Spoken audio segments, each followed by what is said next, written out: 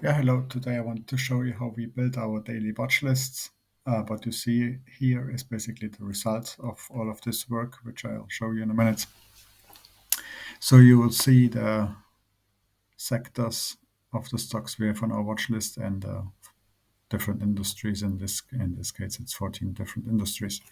But again, that's the end result. I wanted to show you how we get there. Or, excuse me. All right, we go here to stock screener on the bottom left. And then I want to show you which filters we use to build our watch lists. Now, first of all, now we are at JS-TechTrading. We're trading stocks and ETFs. We have set a minimum volume of 20,000 shares per day on average. That's just to have this minimum to ensure certain liquidity of the different securities on our watch list. Now that normally ensures that the buy-sell spread is not that large. Then we don't wanna trade penny stocks. Now in this case, we said that a high needs to be above 5.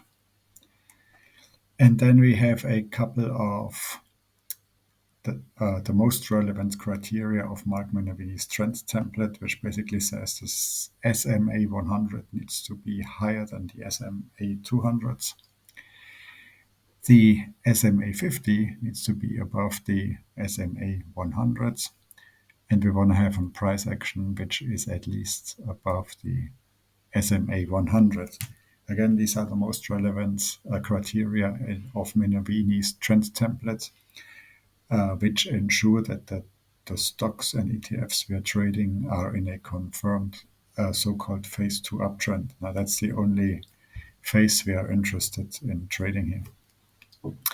So then we also have listed the exchange. Now in this case, we are trading on the exchange TradeGate. Now it just happens that I'm located in Germany, and TradeGate allows trading from early in the morning until 10 p.m. in the evening. So we just use TradeGate as the exchange here. Now you can add any other country, any other exchange. Now this methodology that works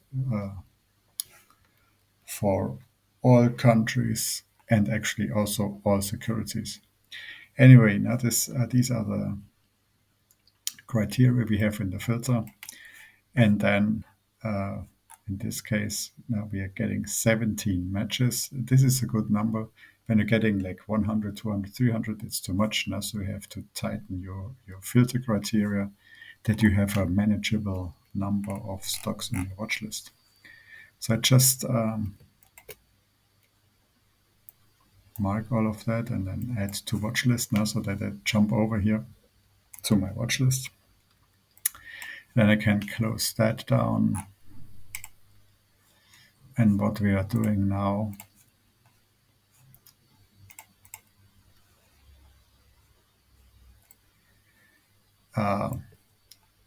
is to go through the watch list stock by stock, security by security. Now we have here like the most relevant simple moving averages. Now we have the Bollinger Bands. I like to look at those for sure. We need the volume on the bottom of the chart. Then I have the IBD-RS. Now these trend lines compare the stock action of the price action of the specific security against the S&P 500 now. And when this number is 100, the price action is as good or bad as that of the S&P 500. And if these lines are higher than 100, then the price action outperforms the S&P 500. So this very bold line is the 12-month trend line, and then we have the 6-month, and this small line is a 3-month. So in the ideal case, you want to see at least the 3 and 6 months to be above 100. So anyway, now what we also have is a stochastic RSI. So we are normally trading pullbacks. That's why we have the stochastic RSI on this chart. So pullback buys normally occur now, or the price. The stochastic RSI supports a pullback entry when both the blue and orange line are outside this blue range here, and when the blue line crosses the yellow line from bottom to top, then this supports a pullback entry in a so-called oversold situation of the stock here.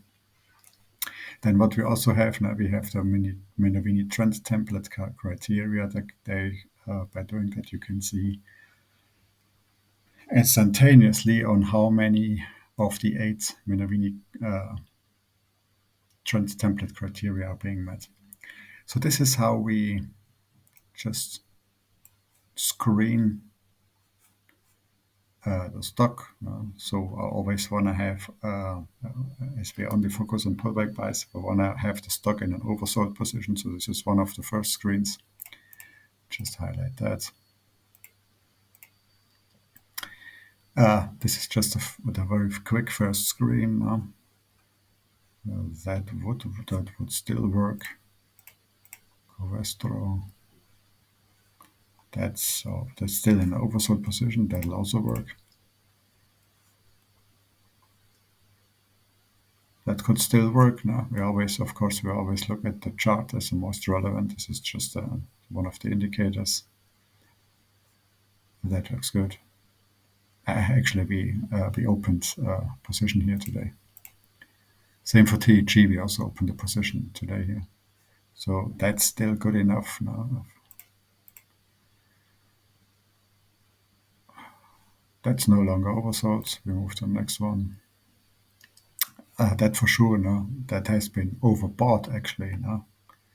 And the stochastic RSI basically suggested a opening of a short position here, no? So we're not going to entertain that because we are exclusively focused on long positions.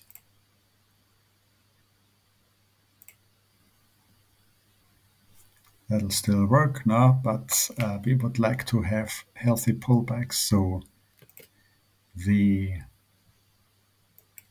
distance of the current price, that the current price action is ideally very close to the 50 SMA or below, or like in the middle, somewhere in the range of the 50 and the 100 SMI here now. So that's still work kind of, but it's also above the 20 SMA now in the upper range of the Bollinger Bands. So we're not gonna consider that. And that's actually a stock in our portfolio which showed a very nice price action today now, but we are not gonna. 2.4% is too high of a jump on or today.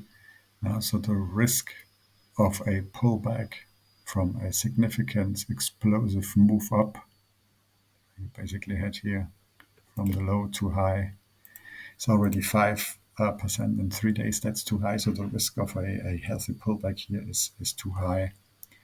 Despite the stochastic RSI still indicating an oversold position here, we're not gonna add to the existing position here.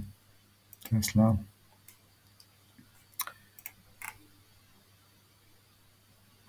Same here, nice as the upper range of the Bollinger Bands. Same.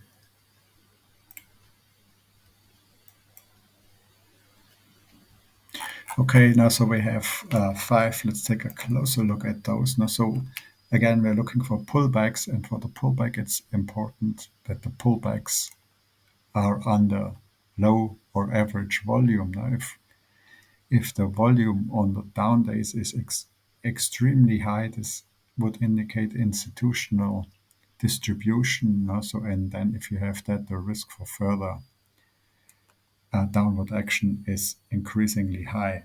So that's okay. Now we had one high volume day here, but still okay. Now most of the volume the down days are low volume compared to the up days here. So that's okay. when you have something like that, now you can put that on the watch. So in this case, now I would set an alarm here at the high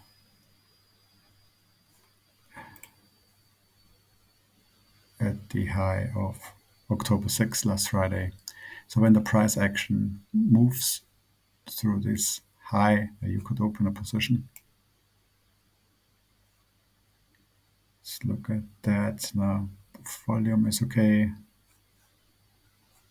We have 6 of 8 Minervini criteria met. So the 12-month IBDRS is good, as is the 6-month. Now the short-term action is not that good, but it's like that's kind of okay. Yeah, you could add to this position because in our case that's already in our portfolio, but you can either add to your position or open a new position when the price action goes through today's high.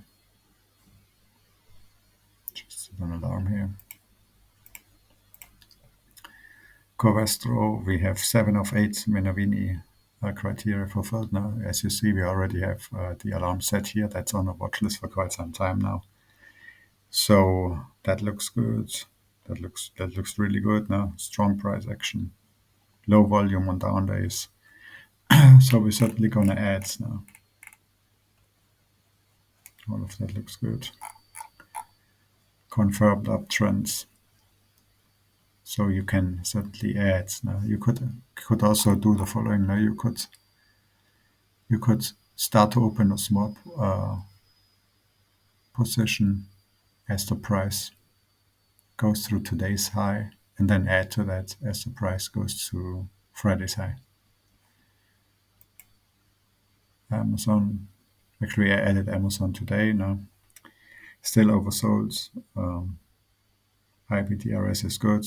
6 out of 8 Minervini criteria fulfilled. So we opened a position earlier today as the price action went from the low to high through the high of last Friday. TG, that's good, no? It's strong. We have 2 high volume down days here, no? As we think about the pullback should always be down days on the low volume. That's still kind of okay because low volume here has been very low, also here. So actually now we opened a position today as again as the pullback, the price action triggered this pullback entry here, and we have 6 out of 8 Minervini criteria being met. So that's like our daily routine. Hope that was helpful. Now let's take a quick look at our model portfolio now. Works pretty well. So our model portfolio at the moment, you can see here the active trades. We have 2 stocks in technologies, 2 in finance now, and the rest of the total of 10 open stocks in our portfolio is well diversified. That looks good now across 10 different industries. Pretty good. So hope that was helpful, and planning to share more of that now in the near future. Thank you.